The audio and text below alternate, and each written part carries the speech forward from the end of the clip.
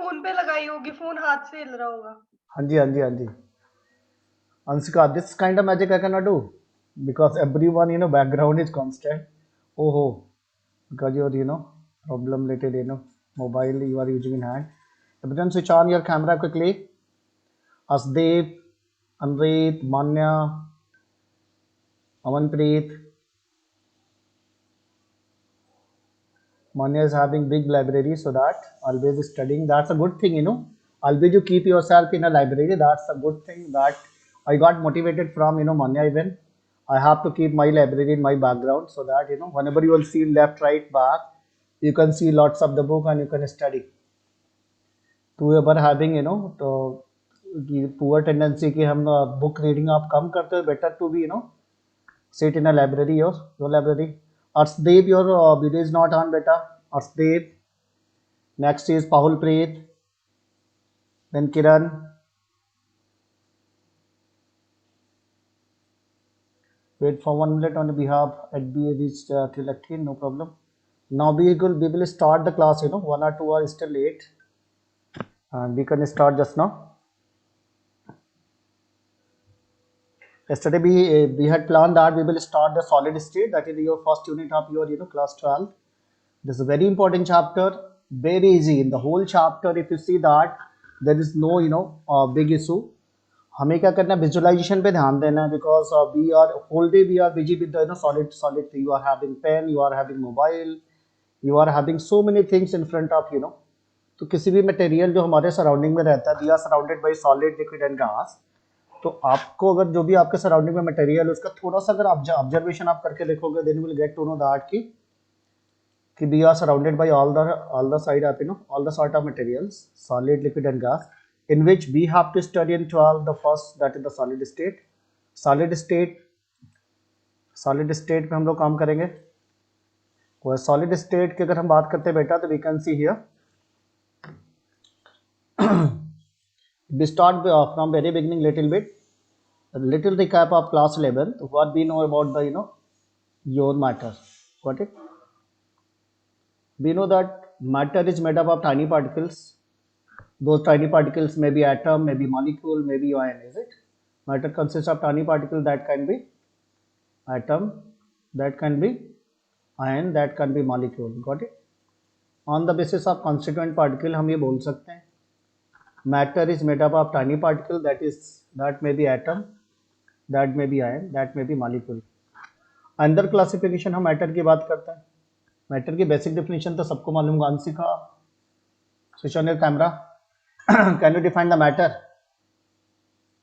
चाहत, can you tell the definition of matter? Chahat, हाँ जी Chahat, sir. you're listening me. Can you tell the yes sir, listening. define the matter? Very basic definition of your previous class. सर, anything that occupies mass and has space is termed as matter. Very good, very good. Very simple, we are having pen, we are having mobile, we are having television. Whatever we are going to keep it, it is going to occupy some space. It is having mass. तो matter की definition हमें मालूम है। Letter अगर हम बात करते हैं तो matter on the basis of state of matter की बेटा अगर हम बात करते हैं, on the basis of state we can divide the matter in solid, we can have a liquid, we can have a gas. तीन तो आपकी सबसे जो इंपॉर्टेंट डेफिनेशन होती है। Rest two more state we had studied already, that is the plasma as well as Bose Einstein condensate. Got it? Bose-Einstein condensate. इसमें अगर किसी को डाउट होगा तो मैं एक्सप्लेन कर दूंगा, because we are connecting this topic from class 11th itself, solid, liquid and gas. One we talk about the solid, is it? Solid हमारे पास अगर है तो सॉलिड के कॉन्स्टिट्यूएंट पार्टिकल्स को आप केयरफुली देखो तो क्या मिलेगा बेटा? क्लोजली पैक्ड है। आपने अगर किसी अगर शॉप पे जाओ जहाँ पे ढेर सारा लड्डू रखा रहता है, इसी लड्डू तो खाने का मन करेगा, खाना नहीं है, बस देखना है। What it you see all this laddoos, ये आप क्या बोल सकते हो कि जो इसके कॉन्स्टिट्यूएंट पार्टिकल्स है, they are closely packed. Is it? अगर हम लिक्विड की तरफ जाना चाहते हैं, if you have a solid, if you want to go into the liquid, आपको क्या करना क्या करना पड़ेगा? इसको हीट करना पड़ेगा। Got it? हम इसको हीट एनर्जी देंगे बेटा। हीट एनर्जी जैसे आप इसको प्रोवाइड करोगे तो ये solid is going to change into the liquid state, molecule will be little away, molecule हमारे कहाँ चले जाएंगे, थोड़ा थोड़ा डिस्टेंस आ जाएगी इनके बीच में, इंटरमॉलिक्यूलर स्पेस थोड़ा बढ़ जाएगा। बट इट अगर हम सॉलिड से लिक्विड में जाते हैं तो इनका मॉलिक्यूल का क्या होगा, मूवमेंट स्टार्ट हो जाएगा लाइक दिस। यहाँ पे जब हम सॉलिड स्टेट की बात कर रहे थे तो क्या था, constituent particles are closely packed. In this case we say that, हम बोल सकते हैं यहाँ पे जो हमारे पास जो बेटा क्या है, constituent particles. Got it. Constituent का मतलब जिससे ये बना होता है, constituent particles are closely packed. Closely packed, closely packed means intermolecular space is very very less. अगर मैं यहाँ पे इंटरमॉलिक्यूलर स्पेस की बात करूँ तो बहुत ही कम हो जाएगा। Got it. ये छोटे छोटे पॉइंट हमें बस दिमाग में भी बैठाना है। सॉलिड से अगर हम लिक्विड की तरफ जाते हैं तो हमें यहाँ पे देना पड़ेगा हीट ऑफ फ्यूजन। अगर हम इसको मेल्ट कर दे बेटा, अगर हम इसको मेल्ट कर देते हैं तो we will simply move into the liquid state. यानी अगर आपको सॉलिड से लिक्विड की तरफ जाना है तो क्या करना पड़ेगा, थोड़ी सी हीट एनर्जी प्रोवाइड करनी पड़ेगी। हीट एनर्जी देने से क्या होगा, पहले तो हम किसी जब सॉलिड को गर्म करते हैं तो then what will happen, they start vibration, you know. Molecule suddenly melt नहीं होता, पहले तो हम उसके अंदर जो heat is going to transfer by means of vibration. लेकिन अगर हमने सफिशिएंट एनर्जी दे दी तो दे स्टार्ट मेल्टिंग। मेल्टिंग का मतलब होता है they will go apart from each other. ये हमारे पास यहाँ पे later on you will say there is a movement start. Solid में हमारे पास क्या प्रॉब्लम थी, we can not see the you know this kind of movement, you know. Solid के पार्टिकल्स की अगर थोड़ा सा एनालिसिस करो तो अगर ये मेरे पास सॉलिड पार्टिकल है then what will happen, you will see it's, यहाँ पे अगर आपको मैं देखूं तो यहाँ पे आपको इसका मिलेगा, you will get it can vibrate on its own axis. What it, solid की अगर हम बात करते हैं तो ये क्या करेगा, अपने एक्सिस पे रहेगा लाइक फिंगर्स। हाथ में हमारा फिंगर, ऐसा तो नहीं होता कि फिंगर यहाँ से मिडिल फिंगर साइड में चला गया, this is not possible is it. सारे के सारे कॉन्स्टिट्यूएंट पार्टिकल्स अपनी पोजीशन पे फिक्स है। They can little vibrate, you know, like the when the teacher is inside your class, your principal is there inside the class, we are not going to change our position, you know, we are going to sit on our own chair. You can study, you can talk to your teacher, you can have doubts, you can little vibration is allowed, but you cannot change your seat, is it? Similarly अगर हमारे पास solid है तो ये जो constituent particle अपने axis पे, this is the axis is it, ये axis पे बैठा हुआ है। अगर मैंने इसको गर्म किया, हीट किया तो what will happen, you will see certain kind of vibration, you know, कंपन मिलेगा, दोनों साइड में आपको कंपन मिलेगा। This is known as vibrational motion. ये क्या मिलेगा बेटा, this is known as vibrational motion. Pahulpreet, what kind of motion can be shown by the solid, बोलो बेटा। चाहत, हरलीन बताएगी, हरलीन बताओ बेटा, what kind of motion can be shown by the solid molecules, solid particles. Sir, vibratory motions. Very good. Just given correct response. Vibrational motion. Got it? Vibrational motion की अगर हम बात करेंगे तो हमें सॉलिड में मिल जाता है। They could not move from their you know points from their position, अपनी सीट को छोड़ के नहीं जाते। लिक्विड स्टेट में जाएंगे, will get random motion, they can move here and there, there is no issue, is it? They are having sufficient amount of energy. Solid में क्योंकि इनके मॉलिक्यूल इतना टाइटली होल्ड रहते हैं, सॉलिड के विषय में अगर हम बात करेंगे तो मॉलिक्यूल्स के बीच में इंटरमॉलिक्यूलर फोर्स ऑफ अट्रैक्शन बहुत हाई रहता है। सॉलिड की ही अगर थोड़ी सी एनालिसिस करें तो सॉलिड के केस में क्या होगा बेटा, दो जो मॉलिक्यूल्स है उनके बीच में intermolecular force of attraction is very very strong. But it intermolecular जो फोर्स ऑफ अट्रैक्शन होगा that is very strong. This is the reason, this is the reason कि it is going to be in solid state since intermolecular force of. Notes आपकी copy में बना रहना चाहिए so that whenever you are coming to the school you have to come with your class notes, is it? And when your copy is done आप WhatsApp से भेज सकते हो कि सर मेरा आज का काम ही हो गया। तो this should not happen that आपने पढ़ाई की और आपके पास नोट्स नहीं है। नोट्स हम अलग से प्रिंटेड आपको PDF में दे देंगे, but still you know I will save this, still आपको अपनी कॉपी में साइमल्टेनियसली साथ साथ नोट्स बना के रखना है for everyone. This is the instruction, okay. Next what I told that कि अगर मेरे से कोई पूछता why this material is going solid, तो हम यहाँ से भी एक्सप्लेन कर सकते हैं। सिंस सॉलिड के जो कॉन्स्टिट्यूएंट पार्टिकल्स होते हैं they are going to be tightly hold each other by strong intermolecular force of attraction. That force of attraction can be ionic bond, can be metallic bond, can be no any covalent bond, that we will discuss later. अभी हम आगे चल के बात करेंगे। अगर हम solid से लिक्विड में आ गए तो मैंने बोला फ्यूजन की हीट देनी पड़ेगी, मेल्टिंग पॉइंट होगा, this is also known as melting point. बहुत बेसिक्स हम लोग इस क्लास को ले रहे हैं, मैंने आपको देख सकते हो आप बहुत पहले भी आपका पढ़ा हुआ है। अगर मैं लिक्विड से बेटा अगर सॉलिड में जाना चाहूँ तो मेरे को क्या करना पड़ेगा, freezing point.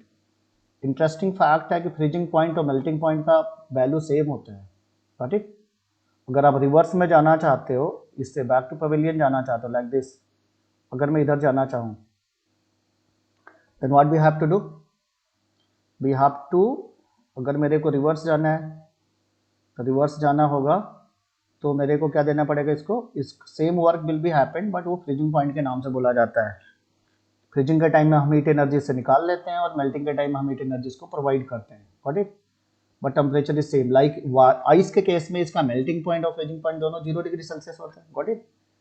Both the melting point as well as freezing point both are same. Next is a very important event after that. अगर मेरे पास ऑलरेडी कोई लिक्विड है और we want to go into the gas state, what will happen? Harleen, can you respond this? Liquid से अगर gas में जाएंगे तो क्या होगा? We are going to vaporization. Is it? Yes. Vaporization की हीट दे दो बेटा. And we are going to get gaseous molecule. They are far away to each other. अगर मैं इसको किसी कंटेनर में क्लोज ना करूं तो they are going to far away each other, is it. Intermolecular force of attraction negligible हो जाता है। तो दिस इज योर गैस, ये में गैस स्टेट पे हम लोग आ चुके हैं। ये हमारे पास लिक्विड स्टेट में हमने पीछे देखा कि ये it's is already in the liquid state.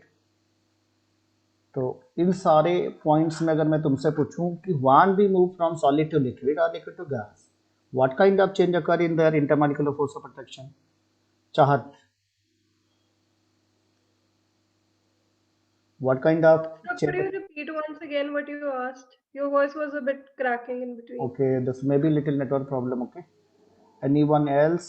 Harshit Chaudhary, can you explain when we move from solid to gas, what kind of change, what kind of change occur in intermolecular force of attraction? It is going to be increasing order or decreasing order? Sir, it will decrease. Very good, it is going to be in decreasing order, correct. तो this was the question actually what I had asked you know, कि मेरे पास अगर बेटा अगर solid है, it मेरे पास अगर मान लो कोई सॉलिड ऑब्जेक्ट है और सॉलिड से हम लोग कहाँ जा रहे हैं बेटा, लिक्विड की तरफ गए।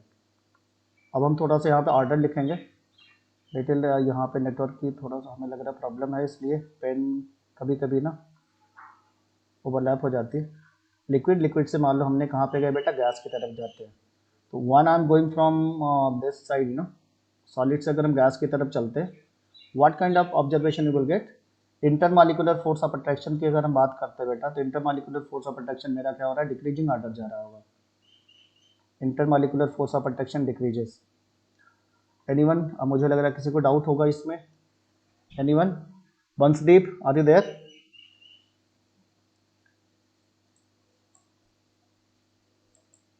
Arshdeep,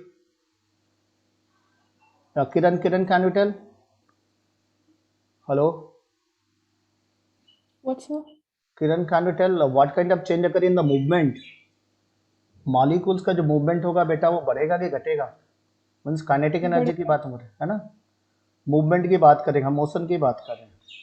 motion in the sense directly हम आगे इसको लेके चलेंगे with the help of kinetic energy, और मे be with the help of thermal energy के रेफरेंस में भी ले सकते हो। क्योंकि जब हम सॉलिड से लिक्विड की तरफ जा रहे थे तो हमने क्या किया, हीट को ऐड किया था ना, वहाँ पे हीट ऐड किया था, यहाँ पे हमने फिर से हीट ऐड कर दिया। तो अगर if we are going from solid to liquid और liquid to gas, what is going to happen? Their thermal energy is going to be increase or decrease? This is the question to Ansika. Ansika, can you explain बेटा? Thermal energy एक term है, मैंने बोला, यानी heat energy. अगर हम solid से liquid से गैस में जाएंगे तो थर्मल एनर्जी हो, मोशन हो, काइनेटिक एनर्जी हो, ये सारी चीज़ें बढ़ेंगी या घटेंगी? मान्या बता दो। अंशिका की आवाज़ नहीं आ रही। मान्या, कैन यू एक्सप्लेन? Increase होगी. इंक्रीज होगी। whenever you are giving response, switch on your camera, okay, quickly. अगर नेटवर्क में इशू है then only you can switch off, otherwise switch on, because your classmates are only there and if you are sitting on a study table, okay, you must switch on it. यहाँ पे मैंने बता दिया कि solid से liquid से gas की तरफ जाएंगे बेटा तो क्या होगा, काइनेटिक एनर्जी एक तो बढ़ेगी, थर्मल एनर्जी बढ़ेगी, एक चीज़ और बढ़ेगी, वो अनुरित बताएगी। अनुरित, what happens in intermolecular space? Sir, it increases. Very good, intermolecular space बढ़ेगा, है ना, इंक्रीजेस। पहले हमारे पास सॉलिड में एकदम मॉलिक्यूल क्लोजली पैक्ड था, is it, there is no empty space. हम जब लिक्विड में गए तो मॉलिक्यूल के बीच में डिस्टेंस बढ़ गई, is it, molecule are going little apart. Gas में हमने देखा कि molecules are going far away to each other. तो हमने इंटरमॉलिक्यूलर फोर्स ऑफ अट्रैक्शन की बात कर ली, हमने ये बात कर ली कि थर्मल एनर्जी में क्या चेंज आएगा, हमने ये बात कर ली, इंटरमॉलिक्यूलर स्पेस की बात कर ली, इंटरमॉलिक्यूलर स्पेस। और नेक्स्ट है बेटा फ्लूइडिटी। अगर मैं नेक्स्ट क्वेश्चन तुमसे पूछूं तो what can in we know that most of the matter has tendency to flow. तो अगर मेरे से ये टॉपिक कोई पूछता है कि फ्लूइडिटी कैसे बदल रही होगी, मतलब फ्लो करने की tendency is going to be increase और going to be decrease, this is the question to Arshdeep. Arshdeep, can you tell this? Sir, increase. Increase, ठीक है। तो अगर हम फ्लूइडिटी की बात करेंगे बेटा तो that is going to be increasing order, यानी कि अब मेरे से अगर कोई पूछता why the solid have no fluidity, solid में फ्लूइडिटी क्यों नहीं रहती, तो आपको आंसर मिल चुका होगा। ये जो पीछे के पॉइंट्स हमने पढ़े ना, इन सारे पॉइंट्स में हर क्वेश्चन का आंसर छुपा हुआ, गॉट इट। सॉलिड में हम बोलेंगे कि since in case of solid intermolecular force of attraction is very strong, molecule are strongly hold to each other, is it, molecule हमारे स्ट्रांगली होल्ड रहते हैं, so that you can not say that कि उसमें fluidity के option, fluidity के chances हैं, is it, fluidity का chances सबसे कम होगा। किसी को कोई डाउट है बेटा तो पूछ लो यहाँ पे अभी तक। लिक्विड के केस में फ्लूइडिटी सबसे हाई रहती है, मतलब सॉलिड से ज़्यादा रहेगी, गैसियस के केस में सबसे ज़्यादा रहती है, गॉट इट। इसका प्लाज्मा में जाओगे उससे भी ज़्यादा हो जाएगा, बीसी जाओगे तो सॉलिड से पीछे चले जाओ, means we are going to freeze it at nearly 0 kelvin.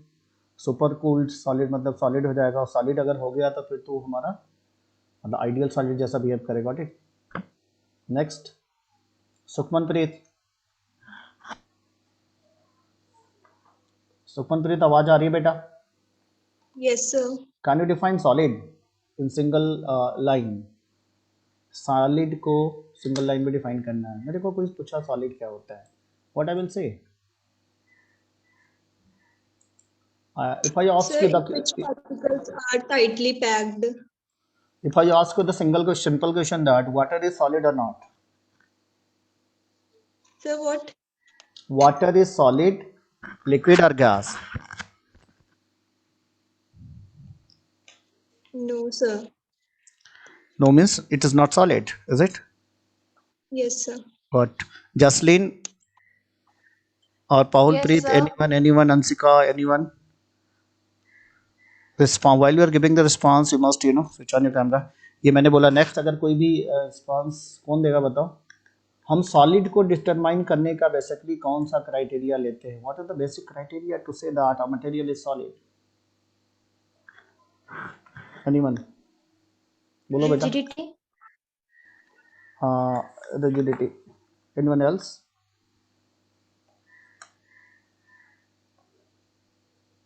Temperature, बात ध्यान से समझना, टेम्परेचर भी तो जरूरी है ना बेटा। हम अगर किसी मटेरियल को सॉलिड बोलते हैं तो कब बोलते हैं बताओ?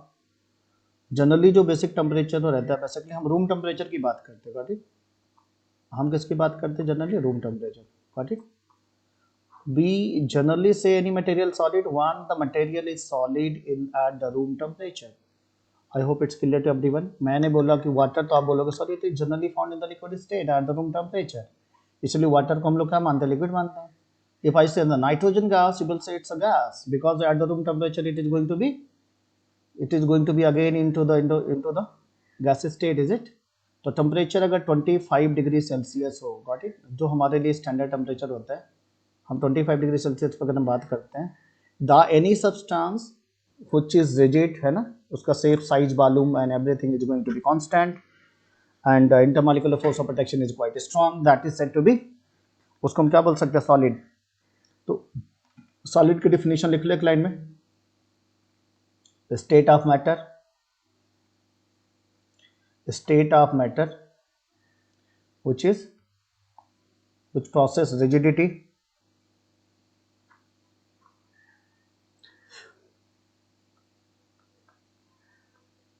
state of matter which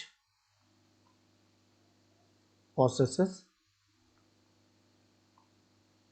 rigidity, got it? क्या करेगा बेटा? rigidity रहना चाहिए. rigidity means what? rigidity का क्या मतलब है बोलो बेटा?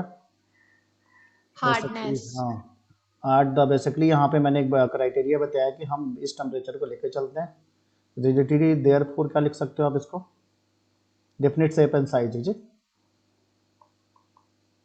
definite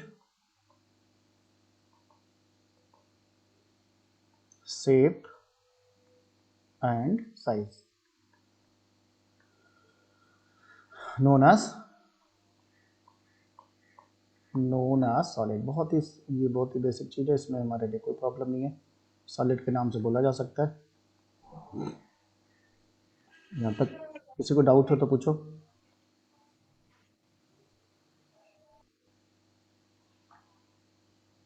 यहाँ तक ठीक है बेटा? अमरप्रीत, यहाँ तक समझ में आ रही बात? अमरप्रीत, अंशिका, तरनप्रीत, चाहत यहाँ तक क्लियर है बेटा? Done, thank you. हाँ जी सर, यू clear कैन है। Give the response in your WhatsApp वाले ग्रुप में भी डाल दिया करो. Yes sir, yes sir, yes sir, no sir, कुछ भी. अगर डाउट है तो वहाँ से बोल सकते हो. Got it? आप वहाँ से भी पूछ सकते हो. तीसरा मैंने बोला कि आपको बेसिकली सॉलिड, लिक्विड और गैस में, सॉलिड, लिक्विड, गैस, इन तीनों में आपको डिफरेंस मैंने शॉर्ट में समझा दिया. किसी को डाउट है तो पूछो. सबसे पहले हमें मोशन पे बात करना रहता है, जो मैंने पहले से बता दिया है ना. मोशन हो जाएगा. नेक्स्ट, मोशन के बाद हमें क्या देना? इंटरमॉलिक्यूलर स्पेस, जो मैंने पहले से बता दिया. इसको लिख लेना, इंटरमॉलिक्यूलर स्पेस. फिर हमने डिफरेंस निकाला किससे? Thermal energy. इस सारे टॉपिक सबको क्लियर होने चाहिए. अगर किसी को डाउट है तो पूछ सकते हैं. जो अभी तक हमने किया बस उसी को हल्का सा खाली बैक कर रहे हैं. थर्मल एनर्जी की बात की. नेक्स्ट क्या था बोलो बेटा? फ्लूइडिटी. कौन फ्लो करेगा? फ्लूइडिटी. एक और था ना टर्म, रिजिडिटी ना. रिजिडिटी ले सकते हो. रिजिडिटी और इंटरमॉलिक्यूलर स्पेस हो ही गया. इसलिए मान्या क्या हुआ? नेटवर्क से बाहर आ रही है. यहाँ तक किसी को प्रॉब्लम नहीं ना? ये सारे टर्म हम लोगों ने कवर कर लिया. नेक्स्ट इसका जो बेसिकली क्लासिफिकेशन आता है. Hello,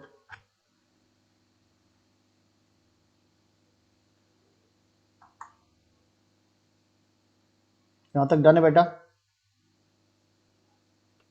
yes sir. नेटवर्क बीच बीच में जा रहा है ना थोड़ा सा. In between the network is a little up down, no problem. और मैं इसको तुम्हारा एक सीट से भी दिखा देता हूँ. ये this is the seat, just see that ये रेजोनेंस वाली सीट है, आराम से मेडिकल वाली. इसमें देख सकते हो किसी भी मैटर का जो डिवीजन होता है, that is going to define on the basis of relative motion and intermolecular forces. Intermolecular forces of attraction इसके बीच में हमने कर लिया, ठीक है ना. और रिलेटिव मोशन के विषय में हमने बात कर लिया है. तो ये मोशन की अगर बात करेंगे तो सॉलिड में कोई फ्री मोशन नहीं होता, ओनली वाइब्रेशनल मोशन अलाउ होता है. फिर अगर हम बात करते हैं कि इसमें लिक्विड में क्या होता है, तो liquid you can say there is a random motion है ना. फिर later on we talk about the कि गैसेस में तो इसका 100% रैंडम मोशन होता है. There is 100% random motion. Got it? यहाँ तक कोई डाउट नहीं किसी को? फिर हमने इंटरमॉलिक्यूलर फोर्स ऑफ अट्रैक्शन की बात की कि सॉलिड में बहुत ही स्ट्रांग होता है बेटा. देन लिक्विड में क्या होगा? इट्स इंटरमीडिएट, मतलब सॉलिड से थोड़ा सा भी, बट गैस से ज़्यादा स्ट्रांग होगा. That also be knows.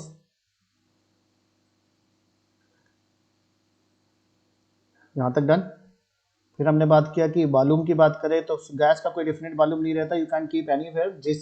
अगर किसी कमरे में अगर हम 1/2 मोल भी अगर गैस रखते हैं तो उसका जो शेप साइज होगा volume, that is going to volume of container के इक्वल हो जाता है. लेकिन लिक्विड में ऐसा नहीं रहता. लिक्विड का शेप साइज फिक्स नहीं रहता, लेकिन volume is fix.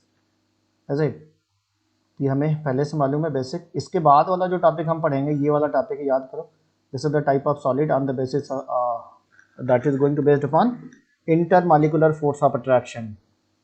Type of solid that is going to based upon intermolecular force of attraction. And एक और डिवीजन है that is on the basis of packing. तो as you wish we can start both anyone, ठीक है ना। तो another classification we are going to discuss, that is the topic. If you see your NCERT also you will get the same thing. हमें उसको discuss करना है, type of solid. Type of solid, type of solid अगर हम discuss करते हैं on the basis of nature of constituent particles. Got it? Nature of constituent particles, constituent particles करोगे। इसके पहले कर लो, इजी है ये तो तुम्हें थोड़ा थोड़ा मालूम है, हमें लगता है we have to go with the little bit this. We just discuss the amorphous and crystalline, is it, on the basis of packing, on the basis of packing,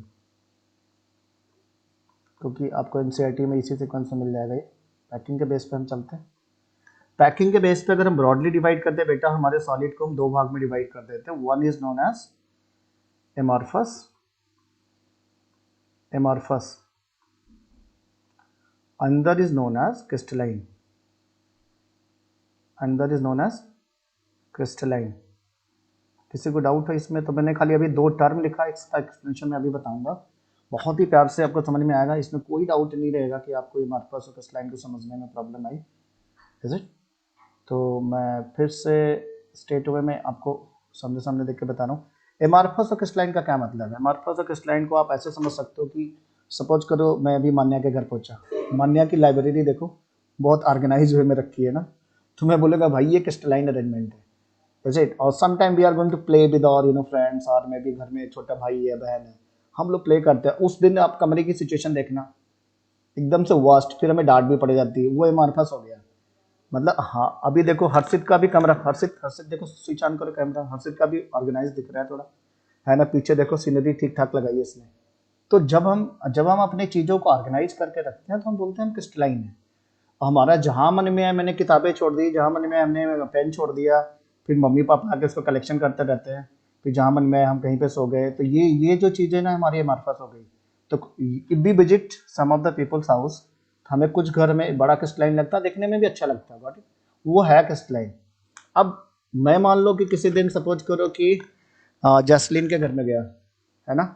अब जैस्लीन मान लो मान्या घर में चलते हैं, मान्या का मान लो ये कमरा बड़ा बढ़िया सजा हुआ, मान्या का मान लो कि किसी दूसरे रूम में चलते हैं जहाँ पे प्लेइंग वाला पार्ट हो, उस रूम को देखकर पूरा बिखरा रहेगा। कभी कभी ऐसी भी पॉसिबिलिटी होती है कि मकान जो है ना कि 3 कमरे हैं, तो पता लगा 2 कमरे बड़े ऑर्गेनाइज हैं, एक कमरा ना पूरा बिखरा हुआ है, ऐसी पॉसिबिलिटी भी हो सकती है। तो that is known as amorphous. Entire house is not arrange, is it. Particular room आपने सजा दिया, जैसे कोई गेस्ट आने वाला है, मालूम वो गेस्ट हमारे खाली डाइनिंग रूम तक आएगा, तो डाइनिंग रूम ना हम लोग बड़ा वेल प्लान करके रखते हैं कि उसके अंदर तो घुसेगा नहीं हो। फिर अगर हमारे बेडरूम में आ गया तब पता लगे वो यहाँ तो पूरा फैला हुआ है, तो that we get to know that कि नहीं वो एमॉर्फस हो गया। तो एमॉर्फस हमारे घर में होता है। आप अपनी टेबल देखो, मैं अपनी टेबल दिखा दूंगा तो तुम बोलोगे सर पूरी तरीके से एमॉर्फस नहीं, एमॉर्फस ही है। मैं तुम्हें दिखाई देता हूँ so that you can easily identify. Just see this, there is a double face. मैं तुम्हें मुझे लग रहा है मेरा कैमरा ऑन हुआ, दूसरा वाला अभी ऑन तो हो गया है, बट मेरा फ्रंट दिख रहा है ना। एक मैं बैक ऑन करता हूँ, चलो मैं ऐसा दिखा देता हूँ। Just see on my table you see this, laptop, उधर वाईफाई है ना, इधर आपको मिलेगा लाइक दिस मैकबुक, फिर यहाँ पे कुछ किताबें, मतलब ये पूरा रैंडम है। Still whole table is organize, लेकिन मैं अगर बैठ गया तो मेरा तो टेबल डिसऑर्गेनाइज बहुत जल्दी हो जाता है। तो मैं इट्स द एरर, मैं बोलूँगा ये हम लोगों की केयरिंग रहती है। इसीलिए मैंने बोला एमॉर्फस क्रिस्टलाइन कोई बड़ी चीज़ नहीं है। बच्चा भी पढ़ता है ना, कंफ्यूज हो जाता है एमॉर्फस और क्रिस्टलाइन सर क्या चीज़ है। एमॉर्फस और क्रिस्टलाइन का बहुत बेसिक्स ऑफ फंडा है। अगर हम बहुत क्लासरूम में मान लो बॉयज और गर्ल्स आ गए, और मैंने सीटिंग की प्लानिंग कर दी कि भाई सीट नंबर 1 पे बॉयज बैठेगा, सीट नंबर 2 पे गर्ल्स बैठेंगे, सीट नंबर 3 में बॉयज गर्ल्स का या तो तुम अल्टरनेट बैठा दो। Got it? तो ये हमारा एक क्रिस्टलाइन अरेंजमेंट बोला जाएगा। अब चाहत बोलते नहीं sir please I have to sit with my friend. अब यहाँ पे प्रॉब्लम क्रिएट हो गई। चाहत बोले नहीं सर मेरे को तो पाहुल पुरोहित के पास जाना ही है, बस बहुत अर्जेंट काम है सर, 2 मिनट के लिए अलाउ कर दो। अब चाहत अपनी सीट से उठी, फट से जाकर उसके पास खड़ी हो गई। ये अब प्रॉब्लम आ गई। इंटायर क्लास में मान लो हमारे पास 20 बच्चे हैं, 20 में से हमारे 15 बच्चे तो अपनी सीट पे बैठे हुए हैं, 5 बच्चे अपना काम करना शुरू कर दिए इधर उधर। मतलब कोई काम है जाकर उसके पास बैठ गया, कोई किसी के पास जाके चॉकलेट खा रहा है। तो this is the amorphousness. Whole room amorphous जो सॉलिड होगा, मैं अगर अपने कमरे में ढूंढूं एमॉर्फस और क्रिस्टलाइन कहाँ है, तो मेरे पास जो मेटालिक ऑब्जेक्ट होगा like this, you see this glass, it is a crystalline, is it? क्योंकि ये क्रिस्टलाइन है, पूरी तरीके से हार्ड है, इसके पार्टिकल्स को मूवमेंट करना अलाउ नहीं रहता। Got it? अगर मैं ऐसे कोई मान लो कि कोई रबर का टुकड़ा ले लूँ या मेरे पास क्लॉथ है, इज इट इज स्ट्रेचेबल है, मास, इज इट? ये बेसिकली हमारे पास एमॉर्फस के पार्ट में आ जाएगा। और कोई प्लास्टिक का कोई कपड़ा ले लो, प्लास्टिक की कोई चीज़ें ले लो, है ना? प्लास्टिक का मतलब सपोज करो मोबाइल का कवर है, या ये टैबलेट वाले जो पार्ट्स होते हैं ना, ये टैबलेट, तो ये सारी चीज़ें हमारे एमॉर्फस हो गए। रबर आप ले लो, रबर स्ट्रेचेबल होता है ना? तो ये अगर हम एग्जाम्पल से मैंने 2-3 चीज़ें बताई, घर में जो रबर है ये सारी चीज़ें हमारे एमॉर्फस होती है। लकड़ी है, लकड़ी भी एमॉर्फस होती है, देखने में तो सॉलिड रहती है। वंस यू कट इट, अगर आप कटिंग टूल से कट करके देखना, यू विल से दैट उसकी जो सरफेस होती है ना बड़ा स्मूथ नहीं होती है, it's going to cut with the inner of surface, is it? तो that is set to be the identification. किसी मटेरियल को मेरे सामने दे दिया जाए, how I can identify it is amorphous और क्रिस्टलाइन? तो कहता है आप उसको कटिंग करके चेक कर सकते हो, आप उसको हीट करके भी चेक कर सकते हो। हीट करने के बाद अगर एक पर्टिकुलर टेम्परेचर में जाकर मेल्ट आउट हुआ, मतलब उसका जो डिफ्यूजन टाइम है, मतलब ऐसा ना हो कि क्लासरूम हमारी बैठी हुई पढ़ाई कर रही है, ऐसा ना हो कि पता लगा कि छुट्टी होने वाली थी 3 बजे, पता लगा चाहत बोलते सर आज घर जल्दी जाना है, मुझे 2 बजे चले जाने दो सर, मैं चली गई, समझ गया? और सुदीप बोलता नहीं सर मेरे को 2:10 बजे जाने दो। तो अब एक क्या हो रहा है, क्लासरूम से एक एक बच्चा भाग रहा है। जूम में तो यही होता है ना, बच्चा मस्ती करता रहता है अपना, जो मर्जी है निकल लिया। तो ये एमॉर्फस नेचर, अगर एक पर्टिकुलर टाइम पे क्लास स्टार्ट हो, मतलब आप समझ लो जो डिफ्यूज होने का टेंडेंसी है, जो मेल्ट होने का टेंडेंसी है, रैंडम, मतलब ऐसे नहीं है अपनी मर्जी से करना है, ठीक है ना? वो एक कांस्टेंट टेम्परेचर में हो। पहले मेरे पास कोई मेटल है, जैसे बल्ब के फिलामेंट से जलते रहते हैं, लेकिन वो कब मेल्ट होता है we can not even identify. मतलब वो 1500 डिग्री सेल्सियस तक सॉलिड स्टेट में है, और पता लगा कि 1501 पे अगर उसका मेल्टिंग पॉइंट है, तो एग्जैक्ट 1501 पे बल्ब मेरा फ्यूज हो जाएगा, और वो फिर उसके बाद नहीं जलेगा। लेकिन अगर कोई रबर होती, मैं इसको गर्म करता रहता, तो ऑटोमेटिकली धीरे धीरे गर्म, जैसे आइसक्रीम होती है ना, हम लोग खाते रहते हैं, गलता रहता है, उसमें कोई फिक्स मेल्टिंग पॉइंट नहीं है, मतलब वो जा रहा है ऑटोमेटिकली, वो उसमें कोई फिक्स रेंज नहीं आते। तो this is the one of the thing, you know, we can easily identify on the basis of melting कि सॉलिड हमारा अगर क्रिस्टलाइन है तो उसका एक फिक्स मेल्टिंग पॉइंट होगा, वरस अगर एमॉर्फस में है तो there is no fix melting point. Got it? ये हम बातें अभी हम लोग नोट्स में है, हमारे पास लिखी है, चीज़ों को खाली विजुलाइज कर लेना है। अब मैं तुम्हें दूसरी चीज़ समझाऊंगा कि इनका शेप के बेस पे कैसे आइडेंटिफाई करें। व्हाट इज शेप के बेस पे? तो कहता शेप के बेस पे अगर हमारे पास let us be suppose that कि हमारे पास किसी को कहीं पे भी कोई डाउट हो तो पूछ लेना बेटा, क्योंकि still we are far away, we can not discuss. ये क्लासरूम में सिचुएशन होती है तो थोड़ा अच्छा रहता है। किसी बच्चे का हो सकता है नेटवर्क प्रॉब्लम हो, तो it's your responsibility to tell me back कि सर मेरा नेटवर्क नहीं ठीक था, एंड एक्सप्लेन अगेन, और फिक्स से क्लास ले लो, क्योंकि ये टॉपिक आगे काम आएगा। क्रिस्टलाइन की अगर हम बात करते हैं, गॉट इट? हमने बात की किसका बेटा? क्रिस्टलाइन की। क्रिस्टलाइन में आप ऐसे मान लो कि ये एक हेक्सागोनल अरेंजमेंट बना लो, है ना? हेक्सागोनल, जैसे ग्रेफाइट नहीं होता, एक तो मैं ऐसे स्ट्रक्चर के बेस पे बता दे रहा हूँ, एक तो मैंने आपको पहले ही समझा दिया क्या सिचुएशन है ऐसे करके, है ना? और इसमें अगर आप मान लो कि जो भी अरेंजमेंट आप इसको रख दो, यहाँ पे मान लो बॉयज है, यहाँ पे गर्ल्स रख दिया, यहाँ बॉयज है, यहाँ girls, can be you know alternate arrangement, boys girls like this, boys girls, alternate में बॉयज गर्ल्स का एक क्रिस्टल मैंने बना दिया hexagonal, boys then girls like this, you know. ये क्लासरूम में भी कर सकते हो। तो क्रिस्टलाइन में ये जो बेसिकली जो पैकिंग होती है ना, बड़ा डेफिनेट होती है, there is a definite arrangement of particles. Classroom की बात करोगे तो मैंने बोला कि आप बॉयज़ ले लो, फिर गर्ल्स को बैठा दो, फिर बॉयज़ को बुलाओ, फिर गर्ल्स को बैठाओ, गॉट इट, ऐसे कर सकते हो। फिर इसके नीचे फिर से बॉयज के नीचे मान लो बॉयज बैठा दो, ऐसे गर्ल्स के नीचे गर्ल्स बैठाओ, फिर बॉयज, फिर गर्ल्स, फिर बॉयज, गर्ल्स, मतलब इस चॉइस योर्स, आपकी चॉइस से आपको अल्टरनेट करना है कि ऐसे करना है। फिर कौन आएगा यहाँ पे, गर्ल्स आएगी, गॉट इट। तो ये जो ये हमारा जो अरेंजमेंट होगा उसको हम कैसा बोल सकते हैं बेटा, that is said to be, इसको हम क्या बोल सकते हैं, क्रिस्टलाइन। आ रहे मैं आपको जसलीन बताएगी, जसलीन बताओ बेटा, इट इज अमॉर्फस और crystalline. Jasleen, Jasleen can you explain this? Yes, sir. ये जो ये क्रिस्टलाइन है बेटा कि अमॉर्फस? Sir, amorphous. अमॉर्फस क्यों होगा बताओ। यहाँ मैंने जो बोला कि देखो आपको कोई सीक्वेंस में कोई प्रॉब्लम है, इंटायर क्रिस्टल में तो फैशन हमारा सेम ही है ना, और ये जो बॉयज गर्ल्स आ रहा Yes, है, sir. तो अगर ये फैशन अगर है क्लासरूम, Crystalline. हाँ क्रिस्टलाइन बोलेंगे, is it. Yes, sir. Crystalline में क्या होता है बेटा, there is a definite arrangement of constituent particle,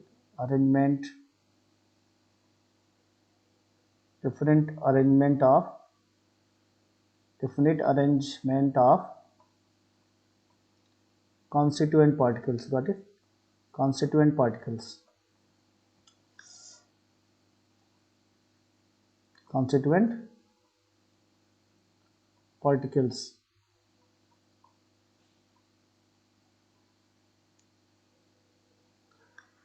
ठीक है ना। और ये हमेशा और हमेशा क्या रहते हैं बेटा, लॉन्ग रेंज ऑर्डर होते हैं। इसका क्या मतलब हुआ, it is going to be long range order, long range order.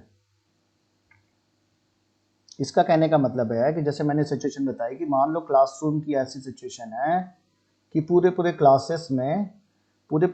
में कहीं पे भी कोई प्रॉब्लम नहीं, सारे के सारे बॉयज गर्ल्स अपने फैशन में बैठे हुए हैं, जिनको जो सीट अलाटेड है वो उसी सीट पे बैठे हुए हैं। तो हम कहीं पे भी चले जाएं, मैं एक्स डायरेक्शन में चला जाऊं, है ना, मैं यहाँ पे मान लो बेटा वाई डायरेक्शन में चला जाऊं, वाई डायरेक्शन में जाऊं या मैं एक्स जाऊं, कोई फर्क नहीं पड़ता, ठीक है ना। तो अगर ये पूरे इसके अंदर, इस बॉक्स के अंदर जो अरेंजमेंट ऑफ पार्टिकल्स है अगर एक जैसा है, डेफिनेट अरेंजमेंट है, तो ये हमें इसको क्या बोलते हैं, लॉन्ग रेंज ऑर्डर बोलते हैं। Let us talk about the amorphous solid. Amorphous solid में क्या प्रॉब्लम आएगी, एमॉर्फस, ए का मतलब होता है नो ना, ए के दिन से क्या होता है नो। मॉर्फोलॉजी का क्या मतलब होता है, स्ट्रक्चर, इज इट, किसी को डाउट है इसमें? मॉर्फोलॉजी का मतलब स्ट्रक्चर, इज इट, मॉर्फस। तो मॉर्फोस की अगर हम बात करें तो बेसिकली इट्स मीन्स अरेंजमेंट और स्ट्रक्चर बोल सकते हो, अरेंजमेंट ऑफ द पार्टिकल्स। कोई फिक्स अरेंजमेंट नहीं होता, there is no definite arrangement. Amorphous का मतलब क्या हुआ, देयर इज नो डेफिनेट और fixed arrangement of particles, is it. कोई फिक्स प्लानिंग नहीं है किसको कहाँ बैठना है, जिसको जहाँ मर्जी आए जाके बैठ सकता है। ये मान लो कोई मान लो पार्क है, तो है ना, वहाँ पे पता लगा 2 बॉयज बैठे हुए हैं, फिर यहाँ पे पता लगा एक गर्ल्स आ गई, फिर पता लगा 2 बॉयज आ गए, फिर एक गर्ल्स आ गई, गॉट इट। फिर यहाँ पे 2 गर्ल्स आ गई, फिर यहाँ पे गर्ल्स, कोई गर्ल्स में कोई मान लो बैठा हुआ, फिर यहाँ पे मान लो बॉयज है, फिर बॉयज, फिर गर्ल्स लाइक गर्ल्स, ऐसा भी हो सकता है, फिर बॉयज। नीचे ऐसा हो सकता है कि बॉयज गर्ल्स का अल्टरनेट अरेंजमेंट आपको मिल जाए,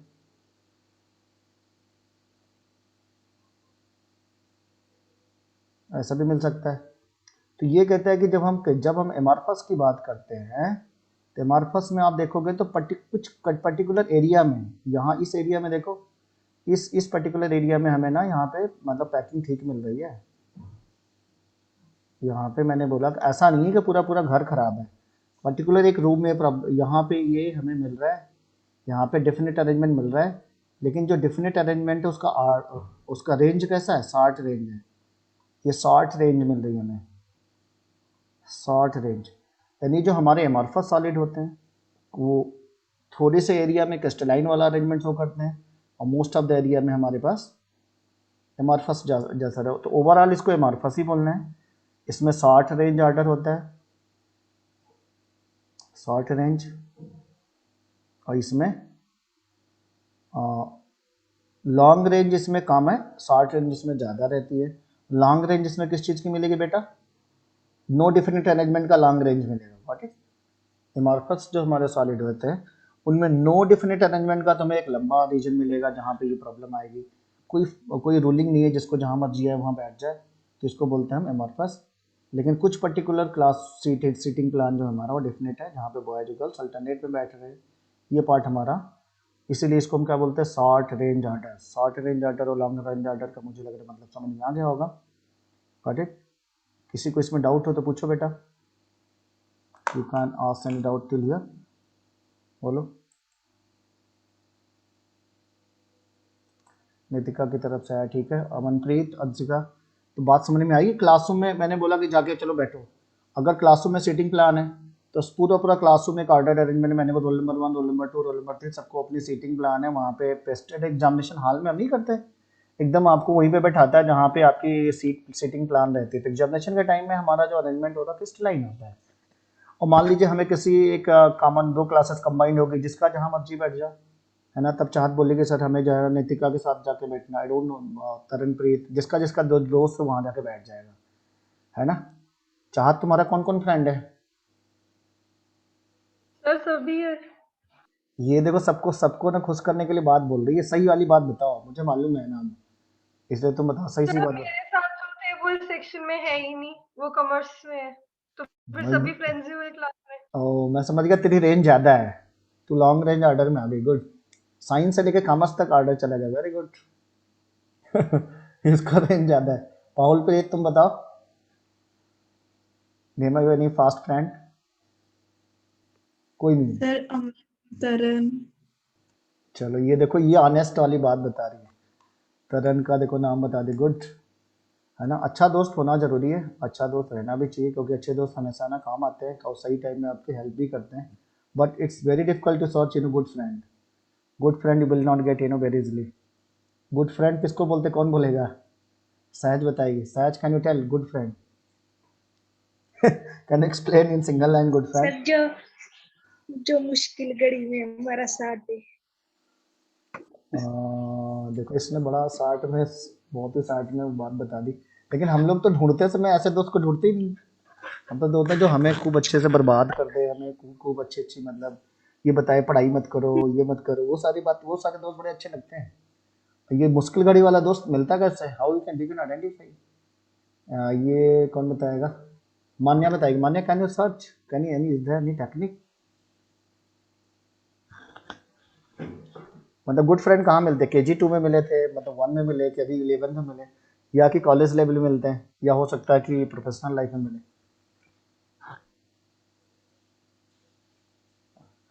मान्य बताइए, मान्य बताओ। Is there any fix time interval की वहीं पे वो फिक्स दोस्त मिलेगा? नो ना, there is no fix interval, is it? It's a lucky one अगर किसी को मतलब गुड फ्रेंड मिलता है। गुड फ्रेंड मैंने बोला कि इसमें देयर इज नो ऐसा कोई ये नहीं है कि हमें मतलब जेंडर पे ध्यान देना है कि friend is always in a good, लेकिन हमेशा जो अच्छा दोस्त होगा वो हमेशा आपको आपकी नेगेटिविटी को आपके सामने बताएगा कि आपके अंदर ये कमियां हैं, और आपको उसको रेक्टिफाई करने के लिए वो बताएगा कि what are the ways how you can rectify this. और ग्रुप हमेशा पॉजिटिव एनर्जी वाला बनाना चाहिए, नेगेटिव एनर्जी नहीं बनाना चाहिए। बोलेगा कि, है ना, यहाँ तो सब झूठ बहुत बोलता है। अगर किसी ने जसलीन से पूछा तुम आज कितने घंटे पढ़ी, तो बोली सर आज तो मैंने पढ़ा ही नहीं, है ना। मान्या से पूछा कोई तो कितने घंटे पढ़े, नहीं आज तो मैं पूरी रात सो रही थी, दिन भी सो रही थी, मैंने एक भी पढ़ाई नहीं की। Like this, you know, this happened. यानी कि हमारे जो नॉर्मल क्लासरूम में जो बच्चे रहते हैं कौन रहते? दे आर कॉम्पिटिटर, है ना। उसमें से तुम्हारा गुड फ्रेंड तो मिलना हमें लग रहा है मुश्किल है, is it? It's not that कि they not be there, you know, but good friend का मतलब whom you can share everything and their name also you can share with your parents. I hope am I correct? कौन बताएगा? चाहत बताएगी। चाहत बताओ, है ना। अच्छा दोस्त वही ना जिसका जिससे जिसपे हमें बिलीव हो, जिसके नाम को हम पेरेंट्स से भी शेयर कर पाएँ और हाँ जी सर। है ना, ट्रूथ हो, सब कुछ हो, चीटिंग ना करे। सर 2 बात बोले, मुँह पे बोले, पीठ पीछे आपके कुछ नहीं बोले वो। हाँ, this is the point, you know, सामने भी बोले। दूसरा ये कि उससे भी हमें ऐसे कोई बात नहीं कि वो ऐसी कोई बात हमें समझाया जो वी कैन नॉट से टू द पेरेंट्स और एनीवन, यू नो, हमारे लिए वेल विशिंग में ना हो। चलो, ये तुम लोगों का मुझे लग रहा है कि best of luck to you all when you will get your good friend. ये मैंने बस मार्फोसा का स्लैंग की बात कर रही थी। अच्छा, can we think about this कि अभी ये तो बात हो गई कि मार्फोसा के स्लैंग बनते कैसे हैं, इस पे बात होगा, इनकी क्या क्या प्रॉब्लम आती है। एक छोटा सा टर्म होता है इसमें हमें जो डिस्कस करना रहता है, that is the isotropy and anisotropy. There is a two terms are very important, you know, one is known as anisotropy and another term is known as isotropy, and that is known as isotropy। पहले तो term के विषय में पढ़ेंगे, फिर हम इसको समझेंगे कहाँ पे क्या होता है। एनाइसोट्रॉपी और आइसोट्रॉपी का क्या मतलब है। आइसोट्रॉपी का मतलब ये है कि अगर आप घर में अपने ना मिरर को देखो बेटा, मिरर को देखोगे ना तो कहीं से भी देखो कोई फर्क नहीं पड़ता, मिरर आपके सामने बैठा हुआ है, आप अपने इमेज को कहीं से भी देखो, आपकी इमेज आज इट इज दिखेगी। तो ये हमारा, ये जो मटेरियल है ये हमारा एमॉर्फस बोला जाता है। जब आप बुक पढ़ोगे तो उसमें दिया रहेगा कि हमारे जो एमॉर्फस सॉलिड होते हैं वो आइसोट्रॉपिक होते हैं। Got it. Amorphous solid isotropic होने का मतलब क्या है कि इस जो मटेरियल की जो रिफ्रैक्टिव इंडेक्स होगी, अगर मैं मेरे पास suppose you want to see outside the window, got it, आप अपने घर में विंडो से बाहर देखना, if you see outside the window, you know, तो विंडो का जो ग्लास होता है, विंडो का जो बेसिकली ग्लास है वो कैसा रहता है, that is going to be amorphous, क्योंकि हम उसको कहीं से भी देखते हैं, आउटसाइड का जो ऑब्जेक्ट होता है वो एज इट इज दिखता है, उसके शेप साइज में या उसकी साइज में कोई डिफरेंस नहीं आता। तो अब हम इसको बोलेंगे मेरा जो ग्लास है वो कैसा है, एमॉर्फस है। दूसरी कंडक्टिविटी, मेरे पास जैसा रबर है तो रबर हमारे पास एमॉर्फस होता है। रबर अगर इंसुलेटर है तो फिर है, ऐसा नहीं होगा कि सरफेस पे वो बहुत अच्छा कंडक्टर है, अंदर जाने पे फिर मतलब उसमें हो सकता है इंसुलेशन आ जाए, ऐसा नहीं है। इंसुलेटर है तो कहता है सरफेस पे भी इंसुलेशन होगा, अंदर भी इंसुलेशन होगा। तो जो इलेक्ट्रिकल कंडक्टिविटी है उसमें कोई चेंज नहीं आता। देयर इज सर्टेन प्रॉपर्टीज, इस पे जो हम बेसिकली बात कर रहे हैं, certain properties like you know electrical conductivity, electrical conductivity, electrical conductivity, is it. तो कंडक्टिविटी का मतलब सबको समझ में आ रहा होगा, किसी भी मटेरियल के अंदर जब हम करंट को पास आउट करते हैं तो जो करंट के पास होने की जो टेंडेंसी होती है उसको हम कंडक्शन के बेस पे लेते हैं। इलेक्ट्रिकल कंडक्टिविटी अगर एज इट इज़ है, मैंने क्या बोला, अगर वो इंसुलेटर है तो इंसुलेटर हो जाए, अगर वो गुड कंडक्टर है तो गुड कंडक्टर अगर है, तो हम यहाँ पे कहता है this is said to be amorphous बोला जा सकता है। तो सच मटेरियल, इसकी जो डेफिनेशन होगी, इस टॉपिक की डेफिनेशन है, any material which shows similar properties like you know in all direction, like electrical conductivity, refractive index in entire solid जो रहता है उसमें as a whole में पूरे में हमें ये कभी वेरिएशन नहीं दिखाई देगा। आइसो मीन्स होता है सेम, ट्रॉपी मीन्स मूवमेंट, आप मूव तो करके देखे लेकिन आपको प्रॉपर्टी में कोई वेरिएशन नहीं दिखाई दिया। तो such material is said to be isotropic material और एमॉर्फस मटेरियल, ये तो हमने यहाँ पे देखा। लेकिन आइसोट्रॉपी आती क्यों है, इसके विषय में थोड़ा देर बाद में बात करेंगे। आप बोलो तो हम बता दें अभी आइसोट्रॉपी आती क्यों है, इसका रीजन मैं बता दूँ। उसका रीजन क्या है, can anyone tell about this, why the isotropy is there, बोलो बेटा। आइसोट्रॉपी आने का रीजन क्या रहता है। तो आइसोट्रॉपी आने का रीजन है क्योंकि एमॉर्फस में ना कोई प्लानिंग तो है नहीं, जिसकी जहां मर्जी है बैठ जाओ। जब जहां मर्जी की बैठ जाए, पता लगा आप सर्फेस में गए, क्लासरूम में गए, पता लगा सराउंडिंग की पूरी लेयर सारी गर्ल्स बैठी हुई है, फिर उसके बाद हो सकता है बीच में गए रैंडम, क्योंकि तो रैंडम अरेंजमेंट है ना, there is no fix planning. जब फिक्स प्लानिंग है नहीं और पार्टिकल अकेला तो रहेगा नहीं, infinite number of particle there, you know, तो इसमें आपको पूरी जो क्राउड नजर आती है ना एक जैसी दिखती है, there is no fix arrangement. मैं तुम्हें दिखा रहा हूँ इसमें क्या होगा, इसका जो मैथमेटिकल रीजन हम लोग एक्सप्लेन करते हैं, ये बोलते हैं कि एमॉर्फस सॉलिड में क्या होगा कि मान लो आपके पास ये मान लो ब्लू कलर है, ये ब्लू है, ये मान लो ब्लू और रेड ले ले, चलो ब्लू रेड लेते, ये रेड कलर, ये मान लो ब्लू कलर है, मान लो रेड कलर मैंने ले लिया। अल्टरनेट लगा लो चाहे, या तुम्हारी चॉइस है, यहाँ पे रेड ले लिया मैंने, यहाँ ब्लू ले लिया। अल्टरनेट करोगे तो क्या आ जाएगा बेटा, फिर तो क्रिस्टलाइन बन जाएगा, ठीक है ना, ये क्रिस्टलाइन हो जाएगा। हमें बनाना है एमार्फस, एमार्फस बनाना होगा तो ब्लू के नीचे पता लगा ब्लू आ गया, फिर ब्लू के नीचे, फिर रेड के नीचे, फिर ब्लू आ गया, फिर ब्लू आ गया। ऊपर वाली लेयर में भी ऐसा हो सकता है कि पूरा पूरा ब्लू ही हो, कोई फिक्स अरेंजमेंट है नहीं, there is no fix arrangement कि कौन कहाँ पर रहेगा। फिर आगे ऐसा हो सकता है ब्लू, फिर ब्लू हो सकता है, फिर यहाँ ब्लू हो सकता है, there is no fix arrangement. That is why आप अगर किसी भी डायरेक्शन, मान लो मैं यहाँ गया तो मैंने देखा कि सारे पूरी पूरी जो मेरी लेयर है उसमें बी ही के एटम है, ब्लू कलर ही सारा मिल रहा है, ऑल आर ब्लू। मैं कलर अगर बदल दूँ तो मतलब ये भी ब्लू है बेटा, ये भी ब्लू है, ये भी ब्लू है, ये भी ब्लू है, सारे ब्लू है। अब मान लो लाइट की रेडिएशन आके टकराई बी वाले एटम से, तो बी वाले एटम से जब टकराएगी तो इसकी जो टेंडेंसी होगी एब्जॉर्ब और रिफ्लेक्ट करने को एक जैसी रहेगी। इसमें रिफ्रैक्टिव इंडेक्स में कोई चेंज नहीं आता, इसका जो रिफ्रैक्टिव इंडेक्स होता है वो हमेशा सेम रहता है। सरफेस पे जाके टकराई मान लो लाइट, तब भी बी और बी एटम ही आ रहे हैं, तो यहाँ पे भी कहता सेम ही है, क्योंकि इसमें कोई तो प्रॉपर प्लानिंग है नहीं किसको कहाँ बैठना है। तो एमॉर्फस सॉलिड में there is no fix planning who will sit what to be seated, इसलिए यहाँ पे क्या है ना कि हमें एक जैसे एटम भी कहीं पे भी मिल सकते हैं, तो रिफ्रैक्टिव इंडेक्स एक जैसी होगी, कंडक्टिविटी भी एक जैसी होगी। अगर ये मटेरियल हमारी इंसुलेटर है तो ओवरऑल ये इंसुलेटर ही होगा, पूरे में इंसुलेटर होगा, ऐसा नहीं होगा कि नीचे वाली लेयर कंडक्टर हो गई, ठीक है। तो there will be similar type of atom in the different direction because there is no fixed planning who will be seated and what to be seated। कहीं पे भी जाओ, नीचे से ऊपर जाओ या ऊपर से नीचे जाओ, कोई प्लानिंग नहीं है कौन कहाँ पर रहेगा। और कहीं पे भी जो ये अल्टरनेट पैकिंग आएगी वो बहुत कम रेंज में आती है, इसलिए हमें दिखती भी नहीं। ओवरऑल हम इसको क्या मानते हैं, आइसोट्रॉपिक मानते हैं। क्या मानेंगे, आइसोट्रॉपिक। बेसिकली रबर हो गया, वुड है, एटीसी प्लास्टिक है, ये सारे हमारे आइसोट्रॉपिक ही माने जाते हैं।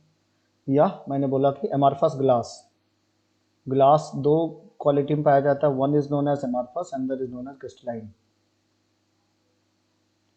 Anyone have seen the crystalline glass. आप गॉगल्स देखना ना, हम जो नॉर्मल गॉगल्स मार्केट से खरीदते हैं जिसकी कोई पावर नहीं रहती ना, वो एमॉर्फस जैसा रहता है, गॉट इट। लेकिन अगर हम उसमें कोई पावर वाला लेंस लगवा लेते हैं तो वहाँ से देखोगे तो वहाँ आपको वेरिएशन आती है, तो वो फिर कहता है फिर वो क्रिस्टलाइन हो गया। कभी कभी तो ड्यूअल वाला सिस्टम आजकल आता है ना, आप अपने गॉगल्स में करा था नीचे की तरफ लेंस लगवा लो, वहाँ से आप क्रिस्टलाइन वाला पार्ट देखोगे, ऊपर से आपको नॉर्मल दिखता है। मिरर आपका एमॉर्फस है, क्योंकि मिरर में हम ऊपर देखें नीचे देखें कहीं से भी देखें, उसमें जो हमारी रेडिएशंस, जो लाइट की जो रेडिएशंस पास हो रही है ना, वो सेम स्पीड से पास हो रही है, कोई बेंडिंग नहीं दिख रही है, सिंपल वे में पास हो जाती है, तो हम इसको बोलते हैं एमॉर्फस, आइसोट्रॉपिक। अब जब हमने बात किया कि हमारे पास जो ग्लास है, तो ग्लास का कहता है ग्लास का दो नेचर हो सकता है, एमॉर्फस भी हो सकता है, क्रिस्टलाइन भी हो सकता है। क्रिस्टलाइन कैसे हो सकता है इसके विषय में हम अभी आगे बताएंगे, उसके पहले हम थोड़ा सा देख लें कि जो हमारा क्रिस्टलाइन टॉप मटेरियल था वो एनाइसोट्रॉपिक क्यों हो गया, जबकि वहाँ अरेंजमेंट हमें बड़ा अच्छा देखने में लग रहा था, लॉन्ग रेंज ऑर्डर था। तो let us talk about that, about the crystalline solid हमारे एनाइसोट्रॉपिक क्यों हो जाते हैं। तो let's talk about the crystalline solid. Crystalline solid में अगर बेटा देखो तो हम क्या देखेंगे कि मान लो ये मान लो ब्लू कलर है, और ये ब्लू कलर, चलो ब्लू पूरा लिख लेते, ब्लू ऐसे, और मैंने मान लो दूसरा कलर ले लिया रेड कलर है। ध्यान से देखना बहुत प्यार से, कोई ऐसा कोई टेंशन नहीं, ना समझ में आने की बात है, लेकिन ये डिस्कशन वाला पार्ट है। फिर से मैंने ब्लू कलर ले लिया, ब्लू, क्योंकि यहाँ पे तो लॉन्ग रेंज है तो अरेंजमेंट तो हम चेंज कर नहीं सकते, अरेंजमेंट तो जो जैसा है वैसा ही रहेगा, फिक्स अरेंजमेंट होगा, गॉट इट। यहाँ पे मैंने इतना काम कर लिया। What I am going to do, I am going to take an axis, मैंने यहाँ पे एक एक्स एक्सेस ले ली, फिर मैं यहाँ पे लेने जा रहा हूँ बेटा, I am going to take Y axis, ये मैंने ले ली, बहुत ध्यान से समझना, this is my X axis, this is my Y axis, and one more axis I am going to plan here, that is my z axis। वाह, यहाँ से पता लग जाता है ये वाली लाइन बताती है कि ये anisotropy, this line is responsible for anisotropy. ये जो लाइन आ रही है अंदर से ना, यहाँ से आपको एनाइसोट्रॉपी पूरी पूरी विजुलाइज हो जाती है। आपको कंपेयर कहाँ करना है, इसमें और इसमें करना है।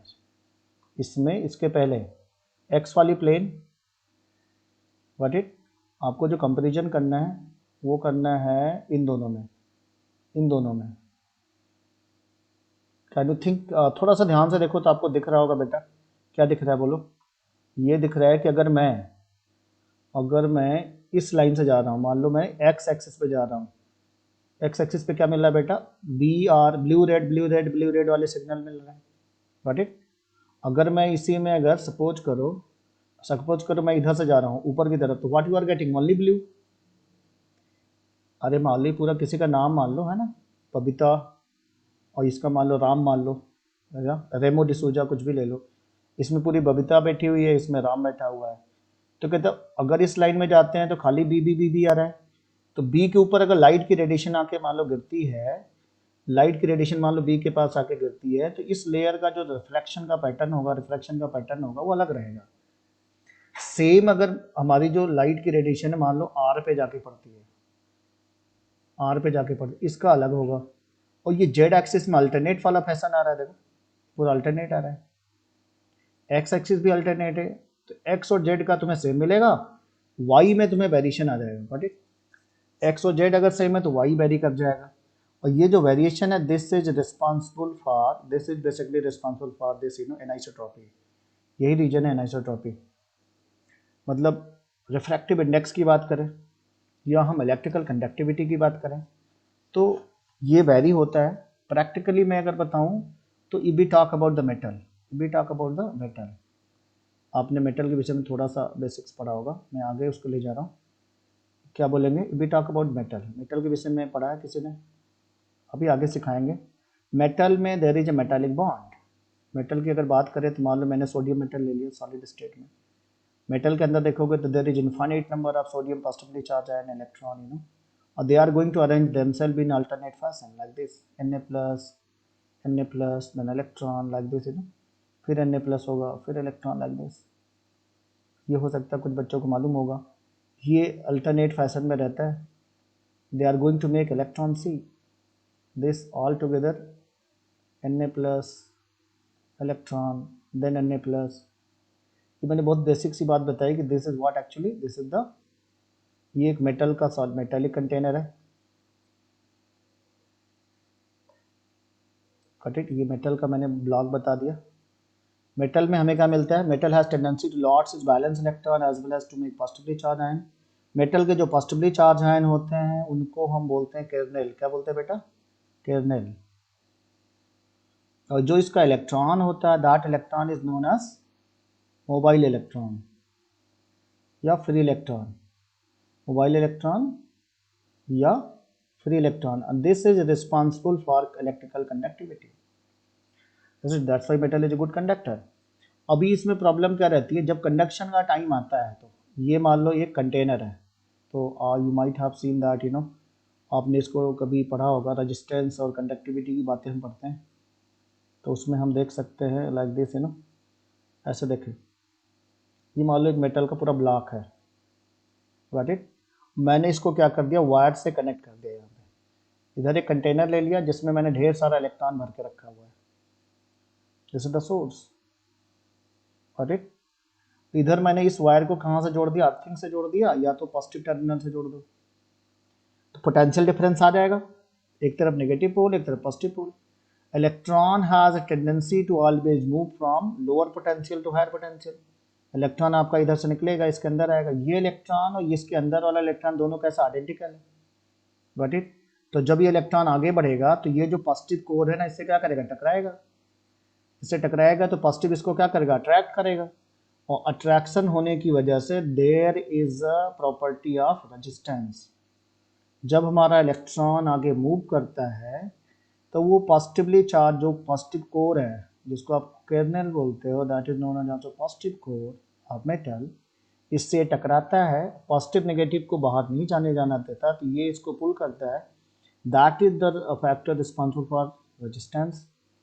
But metal is good conductor, electron तो है। बाहर से अगर कोई मुझे इलेक्ट्रॉन दे दे तो मैं क्या करूँगा, ये अपने इलेक्ट्रॉन को, अगर आपके पास आईफोन 11 है, आईफोन 11 पुराना है, कोई नया दे दे, ये नया वाला आ रहा है अंदर और बैठा हुआ है, दोनों का वैल्यू सेम है, तो हम रिप्लेसमेंट कर देते हैं। बाहर से इलेक्ट्रॉन यहाँ आएगा, इलेक्ट्रॉन आगे जाएगा, मूव करेगा। लेकिन practically what is the observe, practically ये देखा गया कि electron always try to move from the surface, electron always try to move from surface rather than inside. अंदर से भी जाएगा, स्लो जाता है, अंदर से स्लो जाता है, ऊपर में वेरी फास्ट जाता है। This is the practical observation. Metal is a good conductor, but it is going to show good conductivity at the surface rather than inside, because अगर मेरे को कोई बोले रोड पे तुम्हें रेस लगानी है तो मुझे लग रहा है it is better to run from side, is it, rather than in middle of the road। middle of the road से जाओगे तो वहाँ पे आपका एक्सीडेंट होने का ज़्यादा चांस होता है। जो इलेक्ट्रॉन वहाँ पहले से है उनसे रिपल्सन भी होगा, is it, positively charge metal ion है तो अट्रैक्ट भी करेंगे। तो metal is going to be a crystalline, metal is going to be crystalline in nature. ये क्रिस्टलाइन सॉलिड होता है क्योंकि all the constant particle same है। And metal is going to be anisotropic, metal का ये बिहेवियर एनाइसोट्रॉपी बोला जाता है, क्योंकि जो रेजिस्टेंस का जो पैरामीटर है या जो कंडक्टेंस है वो सेम नहीं है। Inside the metal is different and at the surface it is slightly different. So this is the reason we can say that it is going to show anisotropy. What I told that there are certain properties like refractive index हो या electrical conductivity हो या resistance हो, if it is going to vary in the different direction like मैंने बोला कि अगर हम इधर अंदर यहाँ चलते सरफेस पे चलते हैं, अंदर जा रहे हैं, अगर ये डिफरेंट डायरेक्शन में अगर थोड़ा वेरी कर रही है तो हम इस मटेरियल को क्या बोलेंगे, this is said to be anisotropic material. और मेटल हमारा सॉलिड होता है, क्रिस्टलाइन सॉलिड होता है, that is anisotropic. I hope I made the clear things to everyone. आप देख सकते हो, अगर किसी को डाउट हो तो इसमें पूछना। व्हाट इट, ये मैंने शॉर्ट में बताया कि ऐसा क्यों होता है, इसमें आपको मिल जाएगा आगे चल के, जब देखोगे ना इसमें तो यहाँ पे मिलेगा, इस पॉइंट पे देखना बेटा।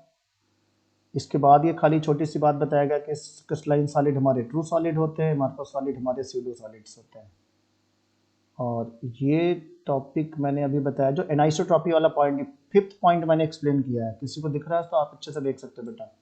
I had just explain the point number 5, anisotropy और आइसोट्रॉपी, और उसका रीजन मैंने बताया।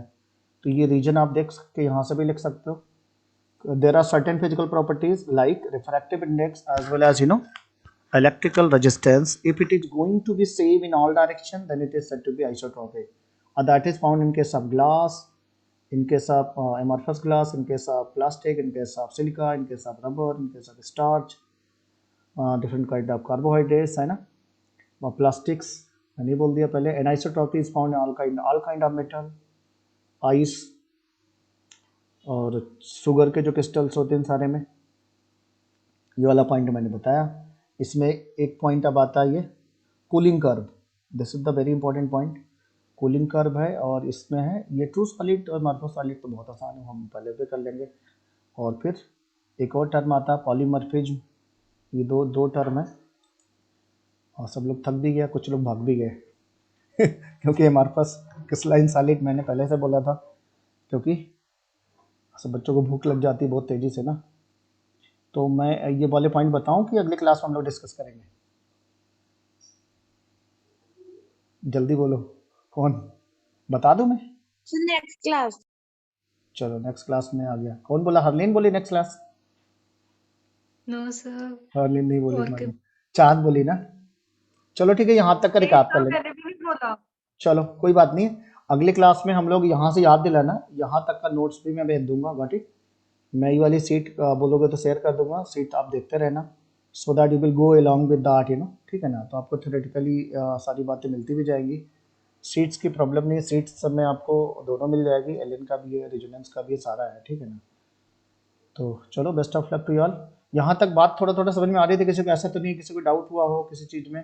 लास्ट वाले टॉपिक को फिर से हम एक्सप्लेन करेंगे, इसको याद भी करना है। ये मैंने बोला इसको रियल लाइफ में थोड़ा सोचना तो समझ में आएगा कि आइसोट्रॉपी का मतलब हम विंडो से ग्लास से बाहर देख रहे हैं, how I can check that isotropic है? तो देख लेना, अगर एक जैसा दिख रहा है तो आइसोट्रॉपिक है। आई विल सिंपली से, आप कहते हैं क्या चीज मैंने देखा, speed of light in the different medium, air to glass, glass to air, is it? अगर ये सेम है तो आइसोट्रॉपी होगी। फिर कहता है इलेक्ट्रिकल रजिस्टिविटी की बात मैंने बोला कि रोड पे अगर तुम्हें दौड़ना है तो बेटर होगा कि साइड से गाड़ी चलाओ, जल्दी निकल सकते हो, हम बाहर निकलना चाहते हैं। तो इलेक्ट्रिकल रेजिस्टेंस कंडक्टिविटी का टाइम आता है तो मेटल की जो सरफेस होती है ना, वहाँ से इलेक्ट्रॉन बहुत तेजी से भागता है रादर देन इनसाइड, क्योंकि इनसाइड में तो वहाँ क्राउड है ना, वहाँ ऑलरेडी ढेर सारे इलेक्ट्रॉन है, मेटल के एटम है।